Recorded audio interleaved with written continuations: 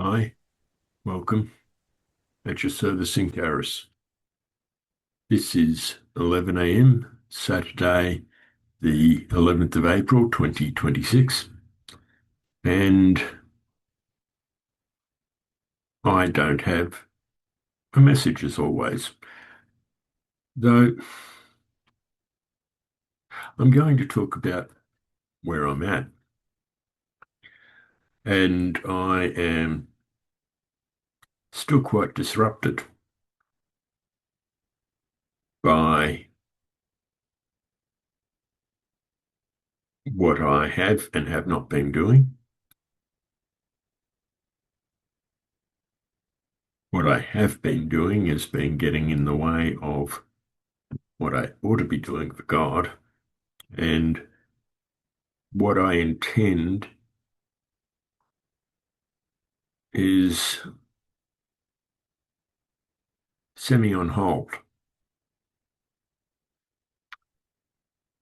I have planned to go out and interview and video people and ideally direct conversations to God for today, though right now I'm uncomfortable with that. Is my discomfort God saying you've got other things to do? Or is my discomfort me saying, let's get other things done so I can avoid that process? It is something that brings anxiety, especially to those who are not practiced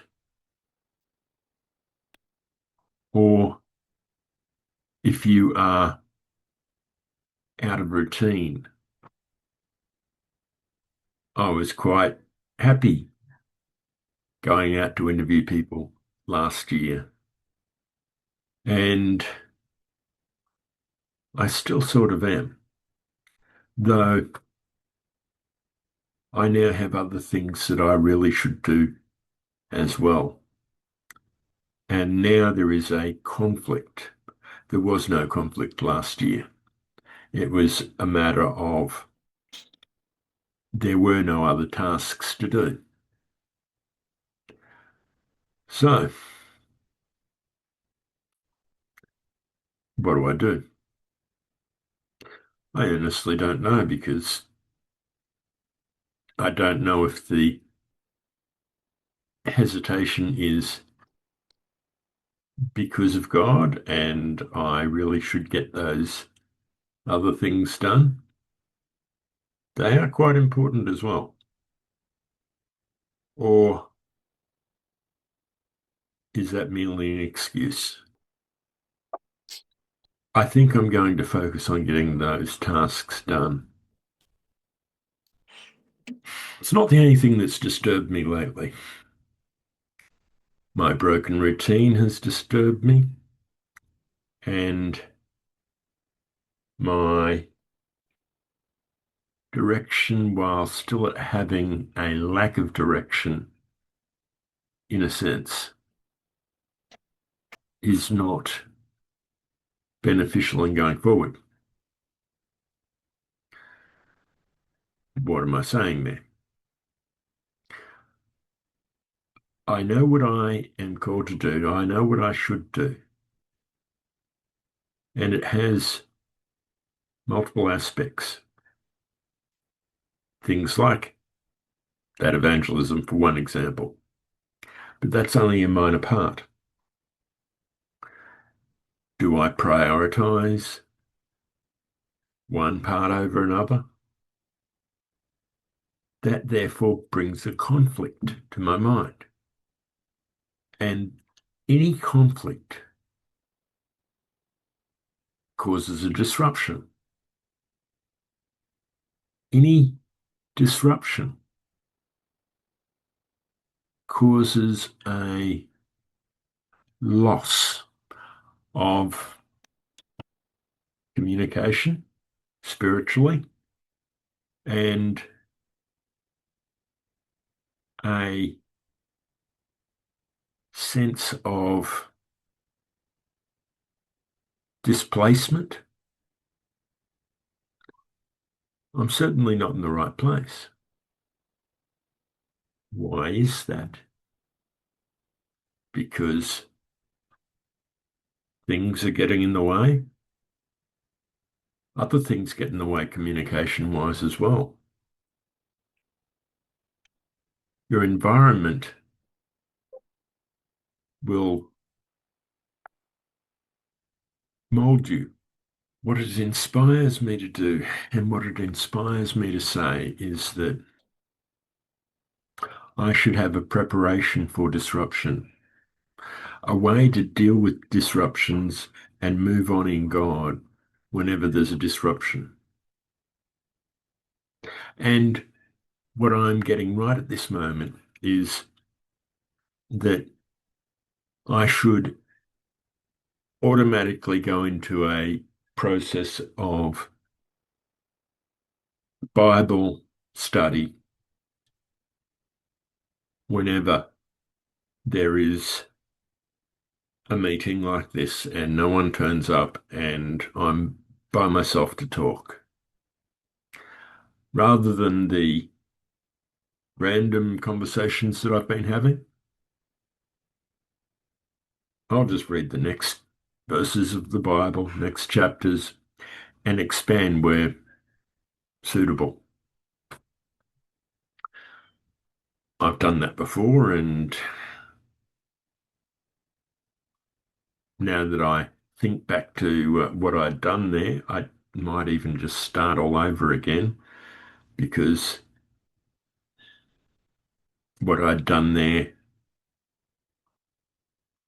seems like it might just fall short of what God wants. How often do you find that you have begun creating something that seems to be falling short of what God wants? How often do you get disrupted in what you're doing for God? How often do you fight with yourself, in a sense, over exactly what it is God wants you to do now? Not what your call is, not what your future is. You might know that you are to be a teacher. Well, you might even know that you are to teach on healing. But you might be sitting there wondering, well, which aspect of healing do I need to tackle now? The lack of clarity is disturbing, and that disturbance disrupts you. Or that disruption disturbs you. I don't know which way to put that. When things don't flow, things don't feel great. I know where you're at. That's one of the reasons people don't feel great. It's a strange thing to me. I'm normally heading in a direction that I know God's called. I know what's happening next. And I am happy, content, and single-minded. In what's happened over the last while, I now see disturbance and disruption differently. In most cases, with most people, it's just going to happen. So get over it. Deal with it. How do you get over it? How do you deal with it? Well, as I said, for me, I should automatically just turn to an automatic Bible study when it comes to creating a message. I should possibly stop doing these random messages unless for some reason beforehand God put something on my mind specifically, and then I'll approach that. Well, I haven't said much, but I feel that that is either enough or the area that I should be talking on. So I'll give it a moment and see if I've got more information flowing from God. I might add just one thing.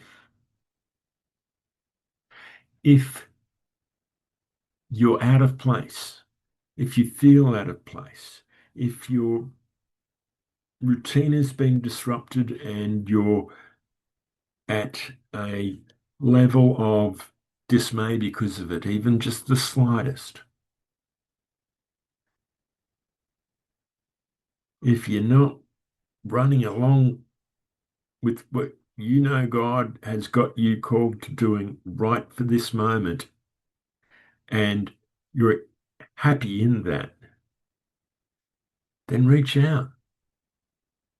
Talk with people, especially this group, especially the leadership, and let them know what's happening and talk about it, and maybe they can help you get your mind right.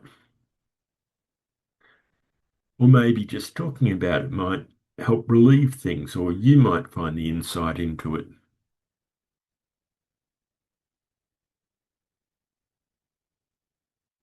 Whatever causes any disturbance, we need to get it out. We need to deal with it. It's ideal to have help on it.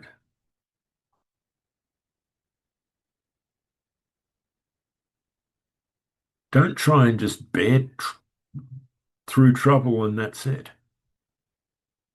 Whatever that trouble is, even if that trouble is something that most people wouldn't even consider trouble, but a mere disturbance in your natural, happy, healthy Christian walk. Doesn't have to be something big.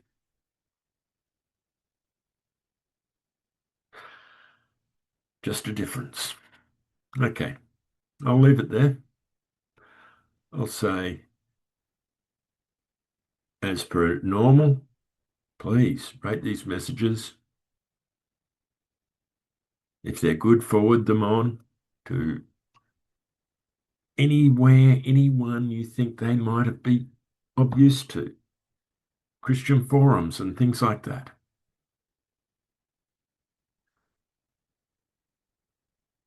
Reach out to people and ideally reach out to us in our leadership. Tell us where you're at so we can help you grow in God. Otherwise, I'll close here and say, bless you, govern well in Charis.